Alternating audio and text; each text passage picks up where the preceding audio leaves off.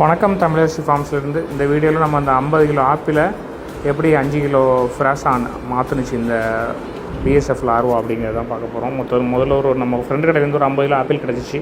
அதை பண்ணையிலையும் வீட்டில் இங்கே வீட்டில் உள்ள வேஸ்ட்லாம் கலெக்ட் பண்ணி இதுக்கு போடுறதுக்காக ஒரு பின் ஒன்று வச்சுருக்கேன். இதில் ஒரு 5 கிலோ புழு போட்டு வச்சுருக்கேன். எங்கள் வீட்டில் டெய்லி வேஸ்ட் ஆகிறதுலாம் இதுதான் போடுவேன். அந்த ஆப்பிளை கொண்டு வந்து போட்டேன். காலையிலக்குள்ளே ஃபுல்லாக சாப்பிட்டு முடிச்சிருச்சு பாருங்கள். ஒன்றுமே இல்லை. ஒரு சில 1-2 ஆப்பிள் உள்ளே இருந்துச்சு. அதை நோண்டி எடுத்துடுறது தான். அதை உள்ளே எல்லாம் இழுத்துட்டு போய் எல்லாம் சாப்பிட்டுருக்குங்க. இப்போ சாப்பிட்டது போக மிச்சம் உள்ள தோல்லாம் அப்பப்போ நம்ம கலெக்ட் பண்ணிடணும். அதில் வச்சா தான் ஸ்மெல் வரும். ஏன்னா ஒரு சில பேர் லைவ் வாங்குறவங்க பயப்படுறாங்க, அந்த லார்வா ஸ்மெல் வரும் அப்படின்னு. இங்கெல்லாம் வீட்டுக்குள்ளே தான் வச்சுருக்கேன். அதை சாப்பிட்டு முடிக்கணும். அந்த வேஸ்ட்லாம் நான் எடுத்துருவேன். தோல் அப்புறம் மாம்பழம் நைட்டு கொஞ்சம் கிடச்சிச்சு, அதையும் கொட்டினேன். வீட்டில் சாப்பிட்ட மாம்பழம். அது போக அந்த ஆப்பிளோட கழிவுனா இந்த மேலே உள்ள தோலை வந்து சாப்பிடாது. ஆப்பிள் தோல், அந்த நம்ம தக்காளி தோல் அதெல்லாம் சாப்பிடாது. உள்ளதெல்லாம் சாப்பிட்ரும். அந்த இதெல்லாம் ரொம்ப கடினமாக இருக்கும் போல தெரியாது, அதனால சாப்பிடாது. இதெல்லாம் எடுத்து இந்த இருக்குது வீட்டில் வச்ச ஆப்பிளோட தோல்கள். இதான் மிச்சம்.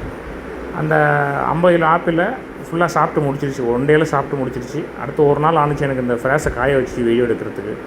அந்த 50 கிலோ ஆப்பிள் தான் அந்த 5 கிலோ ஃப்ராஸ் ஆயிடுச்சு.